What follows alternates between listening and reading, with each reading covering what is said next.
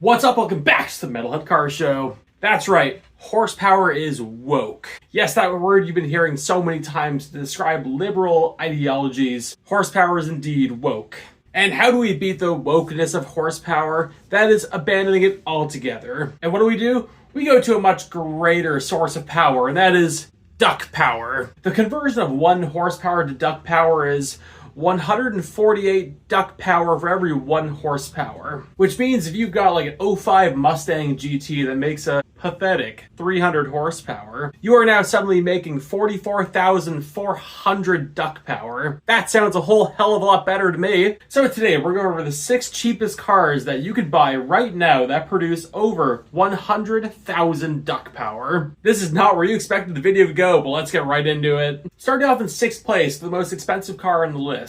That is the McLaren 720S. Now, the 720S came out in 2017 as the replacement vehicle for the McLaren 675 Longtail, using the same engine as the 675, but now increased of 4 liters and now making 720 horsepower, making a car that would do over 200 miles an hour, a quarter mile in the low 10s, and 60 in the mid 2-second range. When it came out, it was delivering Porsche 918 Spider level performance for a fraction of the price. And right now, you can actually go pick one of these up for $165,000 American. But the power, how much power does this thing actually make? Well, from factory, McLaren stated that the 720S makes a pathetic 710 horsepower, which means the McLaren 720S makes 106,560 duck power. Way more impressive number, just saying. But it's going 6th on the list. In 5th place, the C7 Corvette ZR1. When the C7 ZR1 came out, it came out at a really weird time for the C7 Corvette. There's a lot of excitement for the C8 coming out. That's what people were really waiting for. So this thing came out just a little bit too late. And because of that, the sales really didn't do that well, which is why you never see them. But when it did come out, it was an absolute track weapon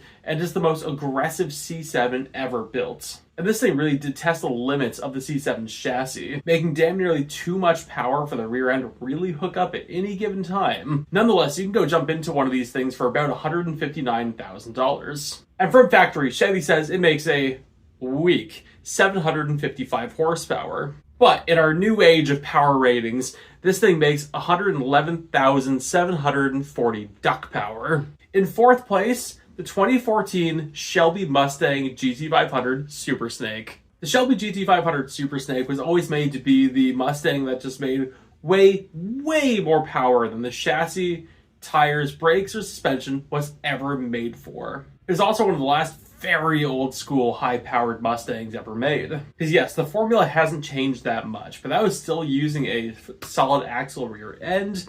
It was still using a big V8, and just simply the suspension setup of those Mustangs was way more primitive to what we have now. Nonetheless, its supercharged 6.2-liter V8 made a laughable 850 horsepower, meaning, in duck terms, it makes 125,800 duck power.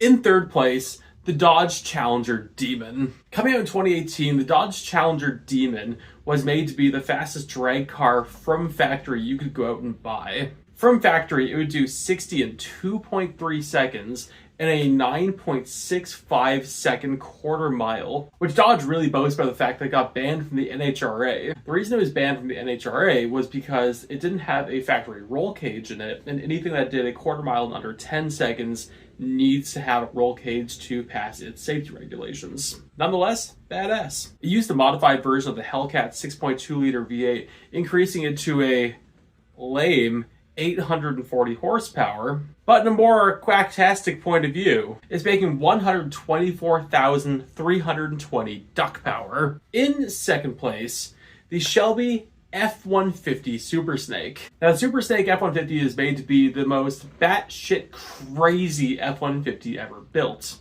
This isn't the first time we've got a performance variant of the F-150. Celine's done it, Roush has done it in the past, but this is one of the very early takes for Shelby. This thing really wasn't made to haul anything, it was not made to tow anything, it was made to go do burnouts. And Shelby put a big old supercharger on the 5-liter V8, which was making a not worth mentioning 785 horsepower. But in sophisticated terms, that is 125,800 duck power. And the winner of the list. This is like the most power per dollar vehicle we've seen in years. Now, most of you probably know what's coming up, so I'm not going to say exactly what car it is, but mainly what engine it is. Because this went in two cars, they cost pretty much the same, and they have the exact same power, and that is the Hellcat Challenger and the Hellcat Charger. Now, when these things came out back in 2015, this is a project that Fiat did not want to do with Dodge. It didn't make sense for them, and it sold so well. And the Hellcats also kind of went down as this modern icon engine. Now, despite it's called the Hellcat, they really should have called it the Hell